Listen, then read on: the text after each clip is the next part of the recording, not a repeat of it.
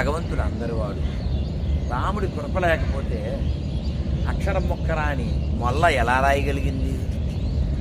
అందుకనే మనం ఎప్పుడూ గుర్తుపెట్టుకోవాలి, గోదావరిని చూడగానే రాముడు గుర్తు రావాలి. ఎందుకంటే రామాయణంలో ఈ గోదావరి ప్రస్తావన ఉంది. రామాయణంలో గోదావరి ప్రస్తావన ఉంది. రామచంద్రమూర్తి సీతమ్మ కనబడకపోతే ఈ గోదావరిని అడిగాడు, నువ్వు చూసావా అని. ఈవిడేమో రావణాసురుడు భయపడి చెప్పలేదు. రామాయణంలో గంగ ప్రస్తావన ఉంది, భారతంలో గంగ ప్రస్తావన ఉంది, రామాయణంలో గోదావరి ప్రస్తావన ఉంది.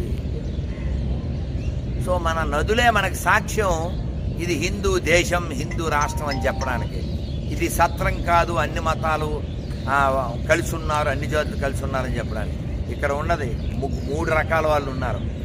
ఒకటి భీతి చేత మతం మారిన హిందువులు, ఒకటి నీతి లేక మతం మారిన హిందువులు, మిగిలిన వాళ్ళు ఇదిగో నికార్సని హిందువులు.